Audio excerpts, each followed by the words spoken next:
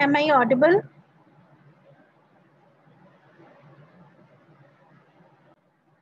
Okay. So today we will discuss about National AIDS Control Program, यानी कि राष्ट्रीय ads नियंत्रण कार्यक्रम। तो ये जो है कब शुरू किया गया था? 1987 में, 1987 में नेशनल एड्स कंट्रोल प्रोग्राम को शुरू किया गया। भारत सरकार के स्वास्थ्य एवं परिवार कल्याण मंत्रालय को राष्ट्रीय एड्स निरोधक संगठन यानी कि नाको का फुल फॉर्म होता है नेशनल एड्स कंट्रोल ऑर्गेनाइजेशन। ठीक है, तो राष्ट्रीय एड्स निरोधक मतलब कंट्रोल, ऑर्गेनाइजेशन मतलब संगठन को एक स्वतंत्र पक्ष बनाकर उसे इस कार्यक्रम को सौंपा गया। तो नाको के अंडर जो ministry of health and family welfare है, यानी कि स्वास्थ्य एवं परिवार कल्याण मंत्रालय, उसने ये जो है इसको ये कार्यक्रम सौंपा कि ये कार्यक्रम को किस तरह जो है इम्प्लीमेंट किया जाए। तो इसके उद्देश्य क्या थे? मेन जो उद्देश्य यानी ऑब्जेक्टिव्स थे वो दो थे कि देश में HIV संक्रमण को न्यूनतम करना। अब सबसे पहले आप लोगों को इनकी फुल फॉर्म पता होनी चाहिए। HIV यानी कि ह्यूमन इम्यूनोडेफिशिएंसी वायरस, और एड्स की फुल फॉर्म क्या होती है? Acquired immune deficiency syndrome. ठीक है, तो नेशनल एड्स कंट्रोल प्रोग्राम में एड्स की फुल फॉर्म और HIV, जिस वायरस की वजह से ये होता है उस रोग को कहते हैं हम एड्स, और उस वायरस का नाम है HIV, ह्यूमन इम्यूनोडेफिशिएंसी वायरस। ठीक है, तो दो उद्देश्य थे इस प्रोग्राम के अंडर। पहला, देश में HIV संक्रमण को न्यूनतम करना, यानी कि कम से कम जो HIV इन्फेक्शन है वो कम से कम हो जाए हमारे देश में। और दूसरा, एड्स के कारण हुई रुग्णता दर यानी कि मॉर्बिडिटी रेट और मृत्यु दर यानी कि मोर्टेलिटी रेट में कमी लाना, तथा उपरोक्त उद्देश्य की पूर्ति हेतु HIV एड्स संक्रमण के प्रसार को रोकना है। ठीक है, तो पहला तो उसके इन्फेक्शन को कम से कम करना, और दूसरा मॉर्बिडिटी रेट और मोर्टेलिटी रेट दोनों को की जो दरें हैं उसमें कमी लाना। और इस उद्देश्य को जब हम दर में कमी लाएंगे तो उसका उद्देश्य जब हम पूरा करेंगे तो उसके लिए हमें उसके संक्रमण को रोकना है। ठीक है, उसके बाद है राष्ट्रीय एड्स निवारण एवं नियंत्रण नीति, यानी कि national ads prevention and control policy. 2002 अप्रैल में भारत सरकार द्वारा सन 2007 तक एड्स का प्रसार 0 तक करने के उद्देश्य से राष्ट्रीय एड्स निवारण नीति यानी कि नेशनल एड्स कंट्रोल पॉलिसी वो बनाई गई। ठीक है, 2002 अप्रैल में ये नीति बनाई गई, ये पॉलिसी बनाई गई, गवर्नमेंट ऑफ इंडिया ने बनाई, ताकि सन 2007 तक जो एड्स का प्रसार है, जो एड्स जो फैल रहा है उसको हम 0 कर दें, 0 कर दें। ठीक है, तो इस नीति के प्रमुख तत्व यानी कि जो कंपोनेंट्स हैं इस नीति के वो क्या क्या हैं? सबसे पहला, रक्त सुरक्षा कार्यक्रम यानी कि ब्लड प्रोटेक्शन प्रोग्राम जो है, इसके अंडर जो, क्योंकि एड्स जो फैलता है या तो ब्लड के थ्रू फैलेगा, ठीक है, रक्त के थ्रू फैलेगा, तो रक्त से HIV संक्रमण के प्रसार को रोकना है।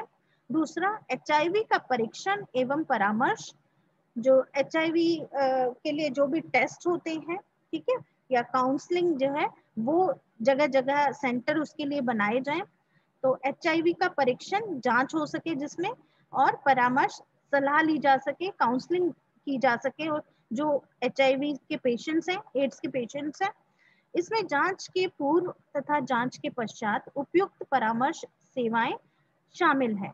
ठीक है, तो जो काउंसलिंग है, जो परामर्श सेवाएं हैं, जो सलाह जो ली जाती है पेशेंट के द्वारा, वो जांच से पहले और जांच के बाद दोनों ही शामिल हैं। ठीक है। उसके बाद है यौन संचारित रोगों के नियंत्रण हेतु कार्यक्रम का प्रभावी प्रबंधन। जो यौन संचारित रोग यानी कि सेक्सुअली ट्रांसमिटेड डिजीजेस होते हैं, उनको कंट्रोल करने के लिए अलग से एक जो है प्रोग्राम, उसका मैनेजमेंट किया गया। मतलब उसको किस तरीके से प्रभावकारी प्रबंधन मैनेजमेंट उसका किया जाए, ये क्योंकि जब तक एसटीडीज बंद नहीं होंगे, जो सेक्सुअली ट्रांसमिटेड डिजीजेस हैं, अगर उन पे कंट्रोल नहीं हुआ तो एड्स होने के चांसेस भी ज्यादा ही रहेंगे। तो उन पे जो है कंट्रोल लाना जरूरी था। उसके बाद है यौन संपर्क के समय कंडोम के उपयोग को बढ़ावा देना। जो जैसे जब हम सेक्सुअली एक्टिव होते हैं जिस टाइम पे, ठीक है, तो उस टाइम पे हमें जो है, जो कोई भी जो कपल है उनको कॉन्डम का यूज करना चाहिए। ठीक है, ताकि सेक्सुअली ट्रांसमिटेड डिजीज यानी कि यौन संचारित रोग उनके आपस में एक दूसरे को ना हो। उसके बाद है प्रहरी निगरानी प्रणाली इनमें शामिल है। इसके लिए जो है हम इसको कंट्रोल करने के लिए हमें प्रहरी निगरानी प्रणाली यानी कि जो है हमें सर्वेलेंस की जरूरत पड़ेगी। सर्वेलेंस की जो है हमारे वेरियस टेक्निक्स होती हैं। ठीक है, जब हम कोई एचआईवी पेशेंट के ऊपर सर्वे करेंगे, सर्वे का मतलब है उनके ऊपर निगरानी रखेंगे, तो हमें पता रहेगा कि कहाँ किस एरिया में कौन कौन से एचआईवी पेशेंट्स हैं, और वो जो है दवाई ले रहे हैं नहीं ले रहे हैं, या फिर जो है उनका जो है कांटेक्ट किन लोगों के साथ है। तो हम उसमें जो है उनको काउंसलिंग देके या दवाइयां देके या उनकी जांच करा के उसको कंट्रोल करने में हेल्प कर सकते हैं। तो प्रहरी निगरानी प्रणाली यानी कि जो सर्वेलेंस टेक्निक है, उसमें कौन कौन सी चीजें आती हैं। एक तो एचआईवी सेंटिनल सर्वेलेंस यानी कि एचआईवी प्रहरी निगरानी जो हम करते हैं, जैसे कि हम ये डेटा लेंगे बहुत सारी लेबोरेटरीज से, किसी भी, जैसे आपके एरिया में मान लीजिए आप गांव में आपकी जो है पोस्टिंग है, और उस गांव में जितने भी लेबोरेटरीज हैं या जितने भी प्राइवेट डॉक्टर्स हैं या जितने भी जो है आसपास जो झोला छाप डॉक्टर बैठे होते हैं वो हैं, ठीक है, अगर उनके पास कोई भी एचआईवी से रिलेटेड कोई भी पेशेंट आता है, तो आप वो डेटा जाके उन डॉक्टर से, उन लैब टेक्नीशियन से जाके ले सकते हो। ठीक है, तो इसी को हम कहते हैं एचआईवी सेंटिनल सर्वेलेंस यानी कि एचआईवी प्रहरी निगरानी। उसके बाद है एचआईवी सीरो सर्वेलेंस, यानी कि हम जो है सीरम लोगों का, जो पेशेंट्स हैं उनका सीरम टेस्ट करेंगे, या पब्लिक में जनरल पब्लिक का सीरम जो होता है हमारा, जब उसमें से सेल्स निकाल दी जाती हैं ब्लड में से, तो वो सीरम मिल जाता है। तो उसका सीरम का जो हम टेस्ट करेंगे, तो उसमें अगर हमें एंटीबॉडीज मिलती हैं एचआईवी जो वायरस है हमारा, उसकी अगर एंटीबॉडीज मिलती है उसके अगेंस्ट, तो हम, इसका मतलब है कि उन्हें कहीं ना कहीं से इन्फेक्शन हुआ है। ठीक है, तो हम ये भी कर सकते हैं सर्वेलेंस के लिए, सब लोगों का, एक गांव में सब लोगों का सीरो सर्वेलेंस करवा लिया। ठीक है, उसके बाद है एड्स रोगी निगरानी, कि जो जितने भी एड्स के रोगी हैं, जो भी पेशेंट्स हैं एड्स के, उन पे हम निगरानी रखें। ठीक है, उसके बाद है यौन संचरित रोग निगरानी, यानी कि हमें उन पेशेंट्स का भी पता होना चाहिए जो जिनको सेक्सुअली ट्रांसमिटेड इन्फेक्शंस हुए हैं, सेक्सुअली ट्रांसमिटेड डिजीज वाले जो पेशेंट्स हैं, उन पे भी हम लोग निगरानी रखेंगे ताकि ये आगे चलकर और लोगों को ना फैलाएं। उसके बाद है व्यवहारवादी निगरानी यानी कि बिहेवियरल सर्वेलेंस, कि लोगों का बिहेवियर किस तरह का है, कि वो मतलब अगर उनको मान लो कोई भी सेक्सुअली ट्रांसमिटेड डिजीज यानी कि यौन संचरित रोग हुआ है या एड्स हुआ है, तो उनकी क्या मेंटेलिटी है, कि वो दूसरे लोगों में भी फैला रहे हैं, या उनका जो है ये है कि हमें इसके लिए काउंसलिंग लेनी चाहिए, जांच करानी चाहिए और दवाइयां अवेलेबल हैं वो लेनी चाहिए। ठीक है, तो उनका किस तरह का व्यवहार है, तो हमें व्यवहारवादी निगरानी भी उन रोगियों पर करनी है। उसके बाद है लक्षित उपाय निर्बलतम एवं जोखिम वर्ग पर अधिक ध्यान केंद्रित करना, यानी कि जो हमारे हाई रिस्क टारगेट ग्रुप्स हैं, ठीक है, हाई रिस्क टारगेट ग्रुप जोखिम वर्ग जो है हमारा, जिनको एड्स होने का खतरा सबसे ज्यादा है, ठीक है, तो उन लोगों पे भी हमने जो है निगरानी भी रखनी है और ज्यादा ध्यान केंद्रित करना है। उनको ज्यादा से ज्यादा हमने हेल्थ एजुकेशन देनी है, ठीक है, हेल्थ एजुकेशन देंगे तो वो उनकी जो है हो सकता है उनका जो बिहेवियर है वो चेंज हो जाए, उनकी जो प्रैक्टिसेस हैं वो चेंज हो जाए। जब भी वो सेक्सुअल एक्टिविटी करेंगे वो हम उनको कहेंगे कि आप कॉन्डम यूज करिए, ठीक है, तो हेल्थ एजुकेशन में हम ये सब चीजें उनको बताएंगे। तो हमें जो हाई रिस्क टारगेट ग्रुप है उन पे अपना ज्यादा ध्यान देना है। इसमें कौन कौन से लोग आते हैं हाई रिस्क टारगेट ग्रुप में, जोखिम वर्ग में? किस किस को होने का ज्यादा खतरा होता है? कोई भी ऐसे स्त्री या पुरुष जिसके एक से ज्यादा सेक्सुअल पार्टनर्स हो। उसके अलावा जैसे इन लोगों में आते हैं ट्रक ड्राइवर्स हो गए, ये कहीं कहीं लंबे रूट पे जाते हैं, ठीक है, और जो है ये ड्रिंक भी करते हैं, तो इन लोगों को ज्यादा चांसेस होते हैं कि मल्टीपल सेक्सुअल पार्टनर्स उन लोगों के होते हैं। उसके बाद जो जो इंजेक्शन से जो ड्रग यूज करते हैं, ड्रग अब्यूज करते हैं, जो ड्रग्स लेते हैं इंजेक्शन से, ठीक है, तो ये क्या करते हैं, ये लोग एक ही इंजेक्शन में ड्रग भरते हैं और पहले एक ने यूज किया, वही सेम सिरिंज और निडल के साथ दूसरे ने यूज कर लिया, फिर तीसरे ने यूज कर लिया, तो इन लोगों में भी खतरा ज्यादा होता है एड्स होने का। उसके बाद ट्रांसजेंडर्स हो गए हमारे जो हिजड़े होते हैं, ठीक है, उनमें भी ये चीजें होने का खतरा ज्यादा होता है। उसके बाद हमारे जो फीमेल सेक्स वर्कर्स होते हैं उनमें भी ये भी जो है हमारे हाई रिस्क टारगेट ग्रुप में आते हैं।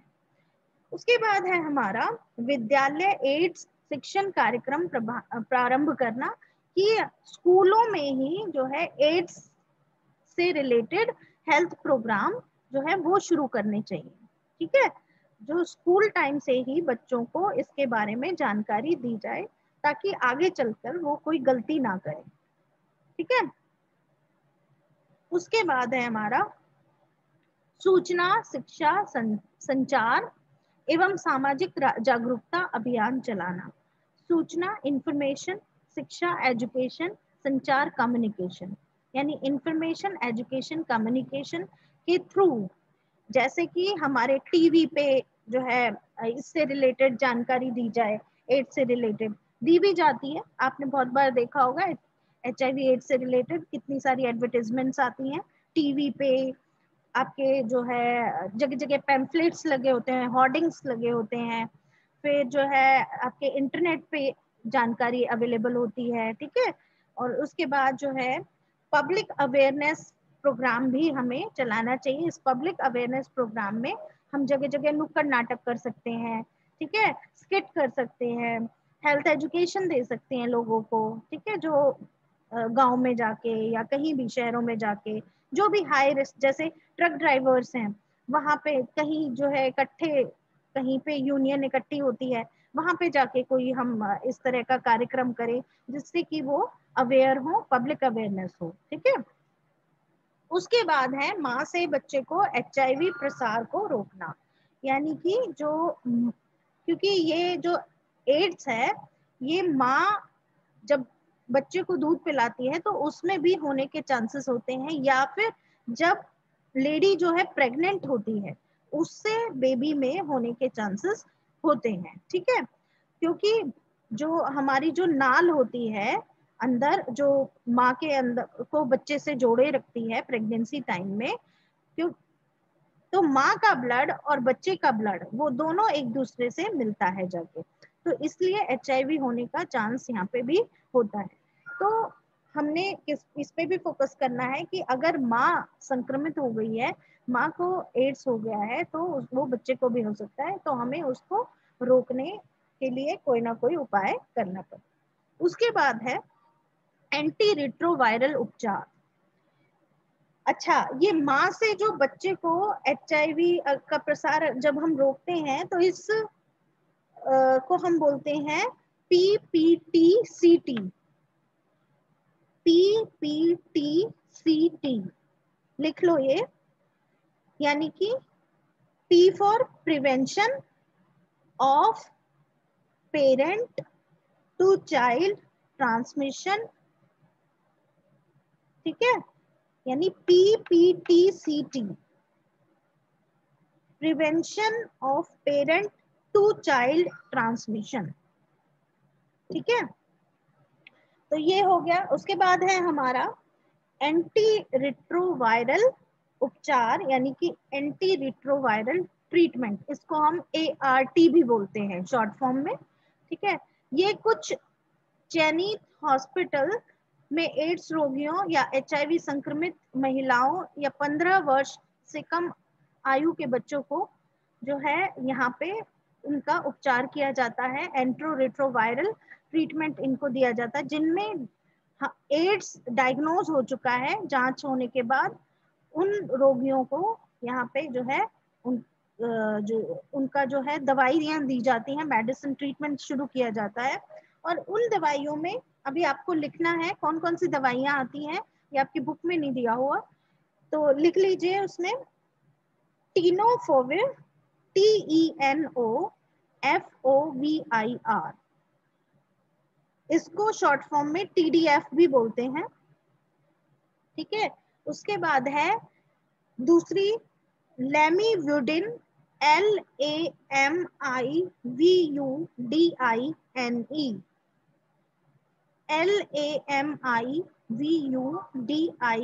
LAMIVUDINE, लैमिवुडिन, ये है, इसको ब्रैकेट में लिख लीजिए 3TC, 3TC इसकी शॉर्ट फॉर्म है। उसके बाद है एम्ट्रीसिटाबिन, मैम एक बार दोबारा बोल दीजिए स्पेलिंग्स। पहली है TENO, TENOFOVIR,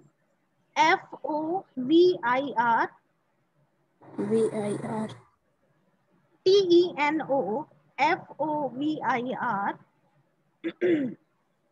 yes ma'am. Bracket में लिखिए TDF, TDF, ठीक है। दूसरी जो मेडिसिन है वो है lamivudine, LAMI,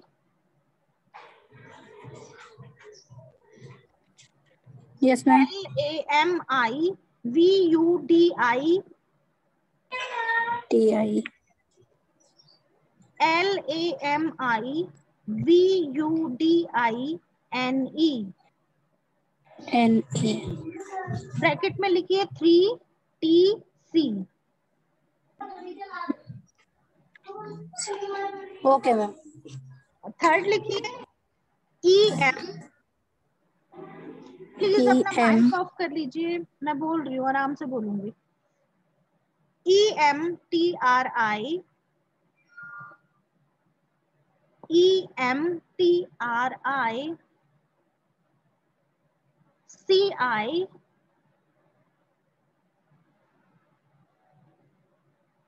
TA, BINE, EMTRI, CI, TA, BINE, एम्ब्रोसिटाबिन, इसको ब्रैकेट में लिखिए FTC,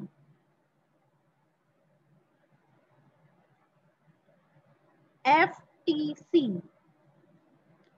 नेक्स्ट जो मेडिसिन है हमारी वो है EFA, EFA VIR,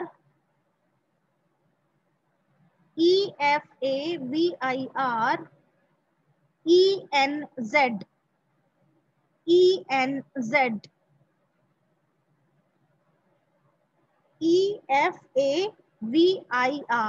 EFAVIR, इसको ब्रैकेट में लिखिए EFV,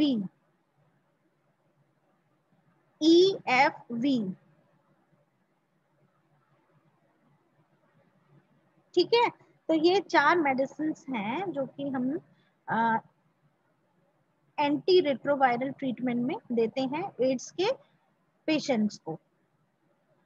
उसके बाद है हमारा एड्स नियंत्रण कार्यक्रम में स्वास्थ्य कार्यकर्ता के क्या कार्य हैं। ये आप लोगों के लिए कि आप लोगों की जब अगर ड्यूटी लगती है एड्स कंट्रोल प्रोग्राम में तो आप लोगों के क्या क्या कार्य होते हैं। तो पहला है समुदाय में HIV संक्रमण का पता लगाना, कि आपकी जो कम्युनिटी है, जो आपको एरिया दिया हुआ है कम्युनिटी में, उस एरिया में कौन कौन से रोगी हैं और कितने रोगी हैं जिनको HIV इन्फेक्शन हुआ है, ठीक है। अब ये जरूरी नहीं है कि कम्युनिटी में ही हो, ठीक है। कई बार क्या होता है निडल स्टिक इंजरी, यानी कि अगर जो आपके किसी HIV पेशेंट की अगर हम केयर कर रहे हैं हॉस्पिटल में, तो उस टाइम पे भी जो है उसको जो नेडल है इंजेक्शन लगाते टाइम या कुछ भी करते टाइम जो है सेम इंजेक्शन अगर जो है नेडल उसकी पेशेंट की लगाई हुई नेडल अगर हमें लग जाती है, हमें चोट लग जाती है उससे, तो हमें भी इन्फेक्शन होने के चांसेस होते हैं। तो कम्युनिटी में जो है HIV इन्फेक्शन का पता लगाना, ये एक कार्य है कि आपके जो निर्धारित जो कम्युनिटी एरिया है उसमें कितने लोग हैं या किस किस को जो है HIV इन्फेक्शन हुआ है। उसके बाद है रोगी का स्पष्ट इलाज कराना। अगर आपको पता लगता है तो उसको काउंसिल करके आप लोग हॉस्पिटल लाएंगे और उसका इलाज कराएंगे, ठीक है। तो ये 2 कार्य होते हैं एक स्वास्थ्य कार्यकर्ता के। इसके अलावा आपको पता होना चाहिए कि जगह जगह जो गवर्नमेंट ऑफ इंडिया है उसने सुरक्षा क्लिनिक्स बनाए हुए हैं। इन सुरक्षा क्लिनिक्स पे क्या सर्विसेज प्रोवाइड होती हैं, हॉस्पिटल में एक पर्टिकुलर डिपार्टमेंट होता है, वो होता है सुरक्षा क्लिनिक। तो वहां पे एक तो ये जो सेक्सुअली ट्रांसमिटेड डिजीजेस होते हैं, यानी कि यौन संचारित रोग होते हैं, इनमें एक आपका एड्स भी आता है, तो उसकी जो है हेल्थ सर्विसेज दी जाती हैं, उससे रिलेटेड काउंसलिंग हो गई, जांच हो गई, या फिर आपका जो है ट्रीटमेंट हो गया, ये सब इस सुरक्षा क्लिनिक में दिया जाता है। इसके अलावा जो रिप्रोडक्टिव हेल्थ है, आपकी रिप्रोडक्टिव हेल्थ से रिलेटेड भी सर्विसेज सेवाएं जो हैं वहां पे दी जाती हैं, ठीक है। तो ये सुरक्षा क्लिनिक आप लिख सकते हैं कि सुरक्षा क्लिनिक होता है सेक्सुअली ट्रांसमिटेड डिजीजेस और रिप्रोडक्टिव हेल्थ सर्विसेज के लिए, ठीक है। तो ये आज के लिए था आपका